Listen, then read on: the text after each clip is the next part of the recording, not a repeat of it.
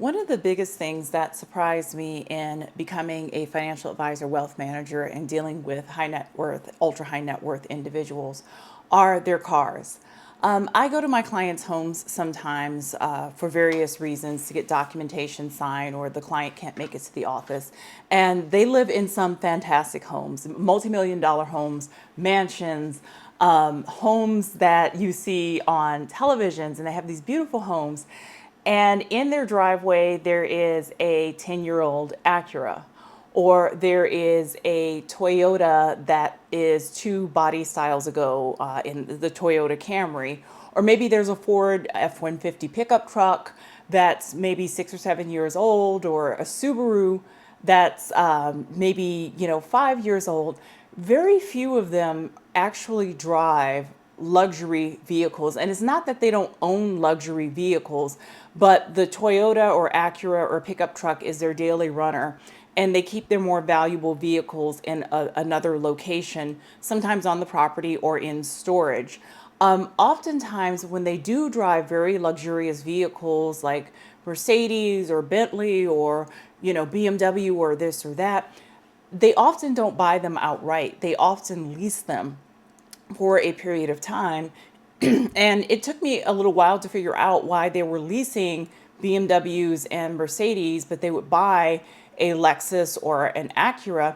And finally, my client told me that Mercedes and BMW are known for maintenance and reliability issues, and that if they wanted to drive a particular car and have a great driving experience, they'll get a BMW or Mercedes, but they just didn't want to own it. They wanted to lease it for a few years and return it to the dealer.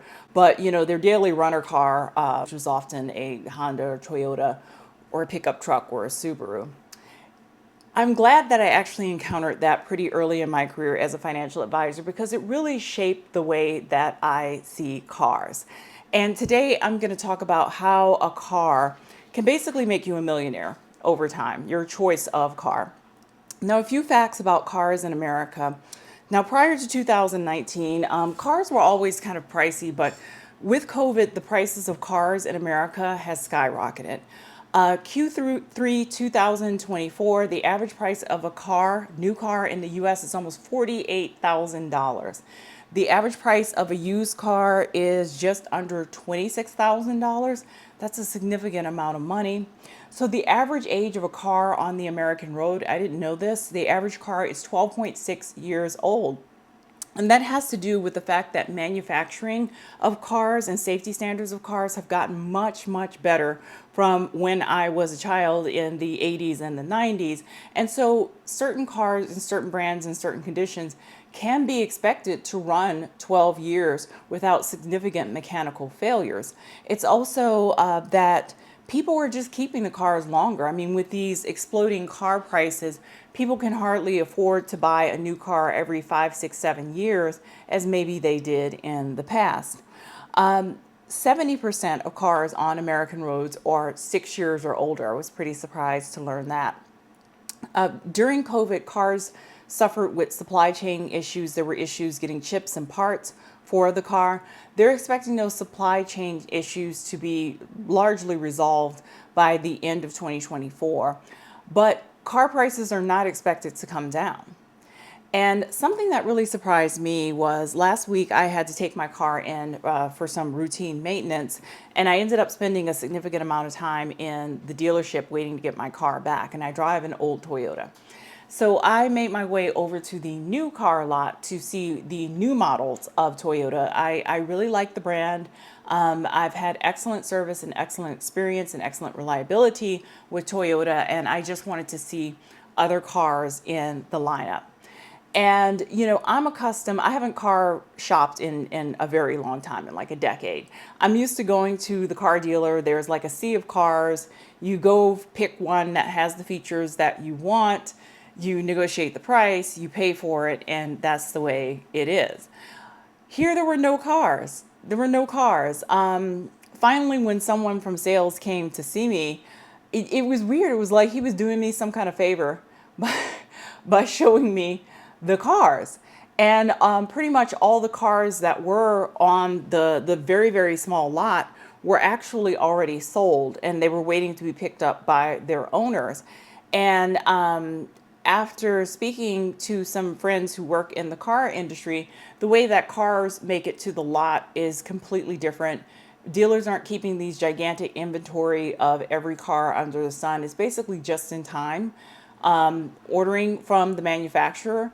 And by time the car, especially really popular car models, by time they reach the lot, the car is often sold and you're just waiting for the new owner to come and pick up the car.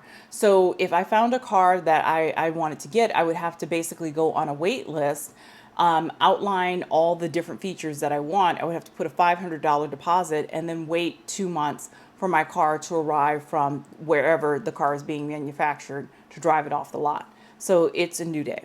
Now, how does this tie into finances? As a financial advisor, I've seen cars really do people in. Oftentimes, people buy a car without giving much thought to how much they're spending for this car. People in California do a lot of commuting and even some super commuters. So, having a car, it's status, but it's also comfort for people who spend hours in a car every single day. But I've seen cars really bring people under. And if people were more strategic about their cars and their car choice, it can actually make a huge impact on their financial picture. I'm actually going to show you the numbers today and what keeping a car longer or maybe buying a cheaper car could mean for you. So stay with me. Okay, let's look at the numbers together. Now, back during COVID, used cars basically were none to be found. You couldn't find a used car in many parts of America because, with the surge in pricing of new cars and the unavailability of different parts in the manufacturing process, people decided to buy used cars. And so the price of used cars surged. I remember looking on Carfax and different websites to see the price of my 10-year-old Toyota, and the price of my 10-year-old Toyota, if I had sold it then, had more than doubled. It's come back to earth since, but it had more than doubled.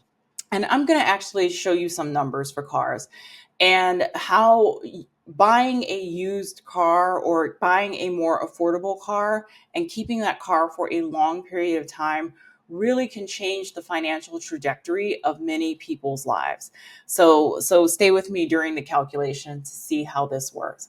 So first things first, car, we're going to say maybe it's a used car, and I'm thinking 10 years ago when I bought my Toyota, this was the price of a new Toyota. Now this is pretty much in line with the price of an average used car in America. So let's say you need a car. It needs to be relatively late model with low mileage. It's going to be your commuter car. It needs to be good on fuel and all of that. We're not going for a lot of fancy bells and whistles for this. We're going to go with something basic. You find something, a Honda Accord for $30,000 with low mileage, and you decide to get it. Now, you also decide instead of paying cash for it, you're going to pay it off over time, and you're going to pay $500 each month for 60 months for this car. And we're going to say that 30,000 is taxes and interest and all that kit and caboodle put together. Okay. Also, something that I do want to take into consideration is there is a cost to ownership of cars, and there are years where I was paying off my car, where I was actually paying more to park and insure the car than I was for the monthly car note.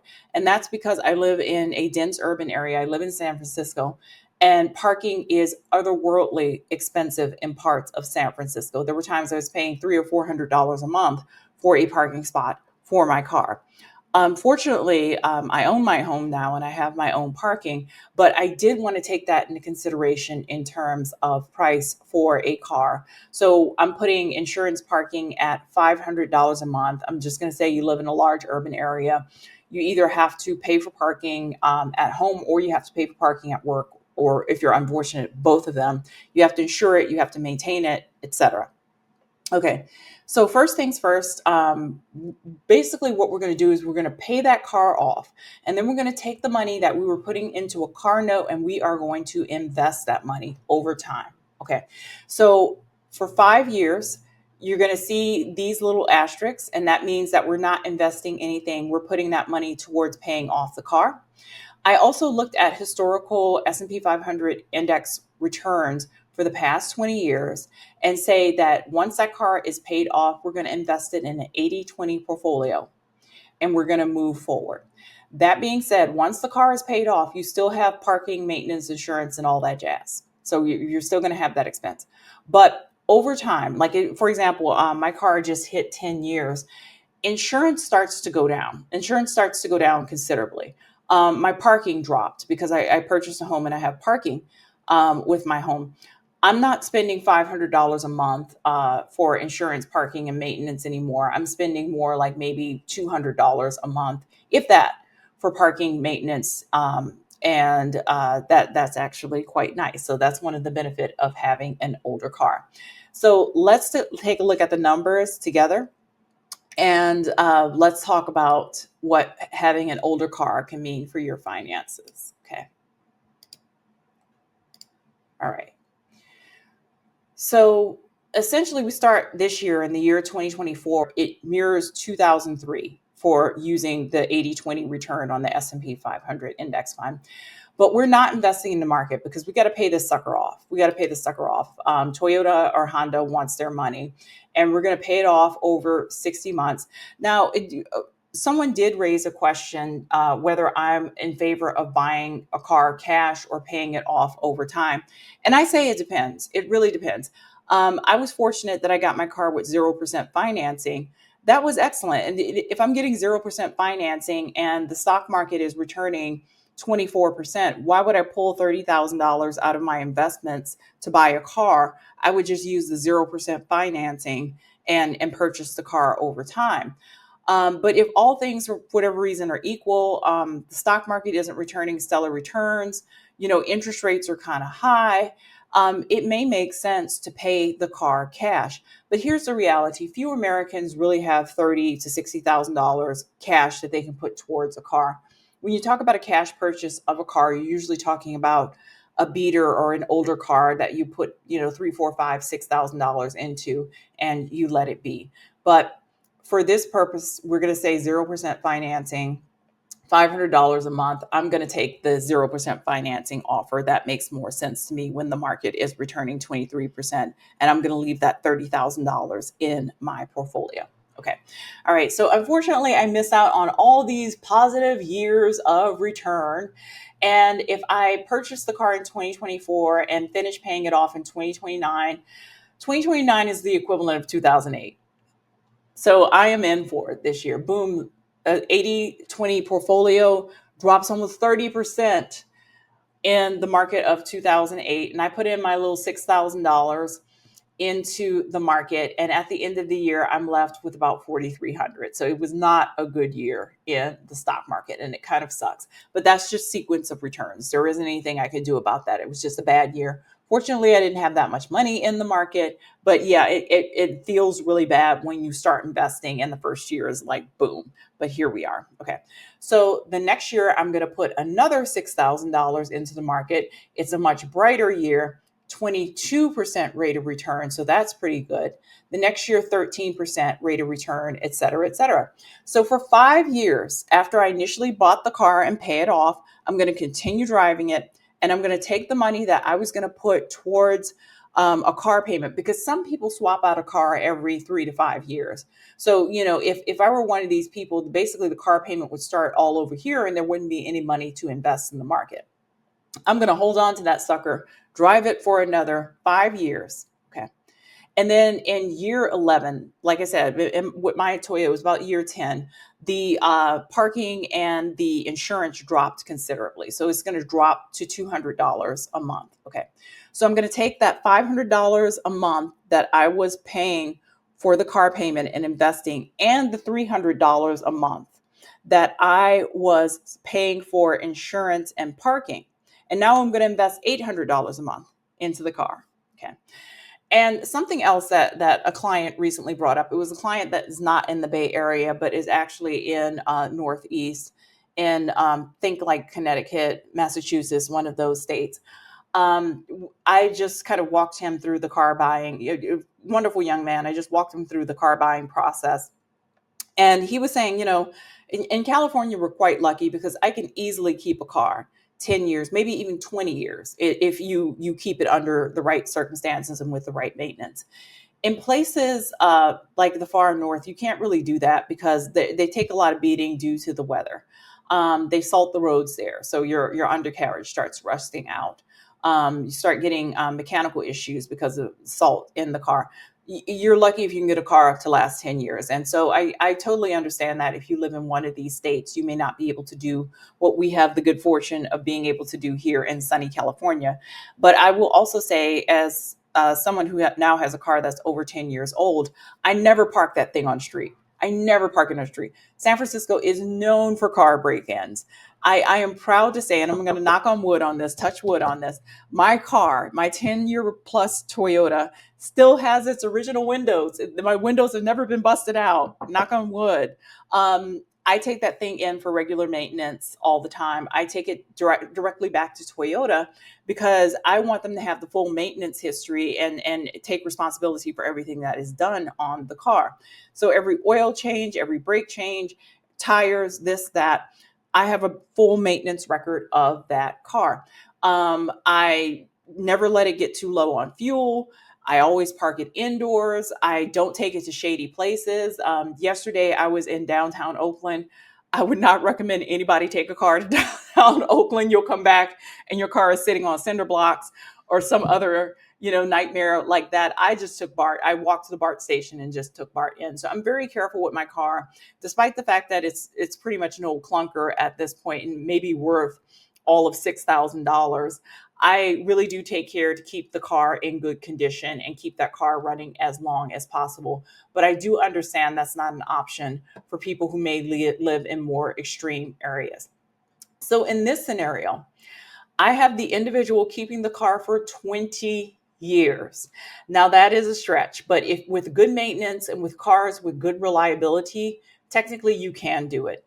And one thing I really encourage people to do in purchasing a car is look at the safety and look at the reliability. Sometimes people want a car because it's fast or it drives well or they want a certain experience, and that's fine. But maybe there's an opportunity to lease that car, as my client was telling me, my millionaire client who, with a Toyota in their driveway, they have fancier cars, but they lease those cars. They don't buy it because they know the manufacturer has a reliability issue.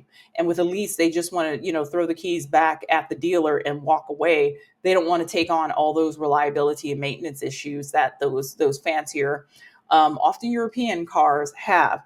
So if you must have, a BMW, if you must have a Mercedes, if you must have an Audi, and I've owned an Audi before, a brand new Audi, and it was a maintenance nightmare. It may make more sense just to lease, and this may not be relevant to you. But if you're not that persnickety about what you're willing to drive and you're willing to think outside a box, keeping a car in good condition for 20 years, paying it off over the first 5 years, and then taking all that extra money over 15 years and investing it could be the way to go. So here we go. By 2045, the car has reached 20 years old. And now 20 years old with a car, either for myself or my clients, is where I start to have questions. In 20 years' time, a lot of the safety features are probably outmoded. And cars, no matter how great the manufacturer is or how reliable the vehicle may be, things just don't last forever. Okay. At the 20-year point, we probably need to look at getting you a new car. What I would consider doing at that point, I would have about $153,000 in investments, right? From the past 15, 20 years of putting that money into an investment account that I would have been putting in a new car. I would take out $60,000 because we also have to remember inflation. New cars get more expensive, and over a 20-year period of time, it's probably going to be about double.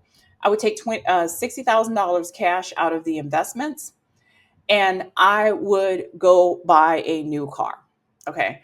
Um, I'm hoping I can keep parking and maintenance down because it is a new car. And like I said, I'm at a stage in life where I'm not paying $400 a month in parking. I'm not renting anymore. I'm an owner. So I'm going to keep putting that extra $300 with that $500 to grow it over time. So got a new car, love it. It's a pretty basic car because probably in 2045, if they're still selling cars to individuals, because we may have come up with some other transportation solution, but let's say they are still selling cars to individuals. 60,000 will probably be a Honda Civic. It'll probably be a Honda Civic, maybe a new Honda Civic if you're really lucky, but it's not going to be a top of the line luxury car. So I'm going to keep pushing that Honda Civic, and basically I'm going to keep investing that money. And by time I get to age 66, which is 2065, and this is for someone who's younger than me, because in 2065 I'm actually going to be probably 86. I will have 300, just over $300,000 in investments from money I saved by just driving cars and driving them into the wheels come off. How fantastic is that? And for this individual, this will roughly coincide with when they are considering retirement. So they can take that money and basically use it to enjoy their retirement. Now, typically, when someone does this plan, or when, myself in doing this plan, I'm not putting this in a separate investment account. What I'm doing is I'm using this to max out my retirement savings, and I'm shoveling this into either a Roth 401k or sometimes a traditional 401k, depending on the tax year. But essentially, what I am doing is taking this money and money that I would be using on a new car, I'm using it to max out my retirement savings or to put it in an investment account. Now, there are some issues with it. I drive a 10-year-old Toyota. It's not the most comfortable car. I always say it's an urban go box. Anytime I drive outside an urban area, sometimes I have to go to Nevada for partnership meetings or for other activities, and I drive, it is not the most comfortable car to drive. I mean, I literally feel it in my body. Like I feel like I folded myself in half to get in and out of this car. Getting in and out of the car is also an issue. It was fine when I purchased the car 11 years ago, but the older that I get, especially if I have knee or back problems going on, the car is very low and getting in and out can be problematic. If I had like kids or a family, I couldn't imagine getting a car seat in and out of that car. The reason I can keep a car, or suggest keeping a car for a long period of time, is essentially because the individual who I'm having the conversation with, or myself, our situation hasn't changed dramatically where, a 10-year-old Toyota still makes sense. If my life had changed, if I had, gotten married, had kids, gotten pets, if I had like a super long commute, or, I needed to drive to Nevada more frequently, I don't think I would have the car that I have. I think I would have traded it out a long time ago, because comfort is very important, especially as you get older, and especially if you have any medical conditions. So, this is a thought in terms of building money. It's not a millionaire status, but the car price that I used was a pretty affordable used car versus a new car. The amount is more jaw dropping when you look at new car prices, but this is just like a used car, a Honda Civic, something pretty, a Corolla, maybe something pretty basic. You can save up a pretty considerable amount of money over time if you're willing to stick with that car for a pretty considerable amount of time. So tell me what you think. Tell me what you like. Tell me what you don't like. And if you found this information useful, please like, share, and subscribe.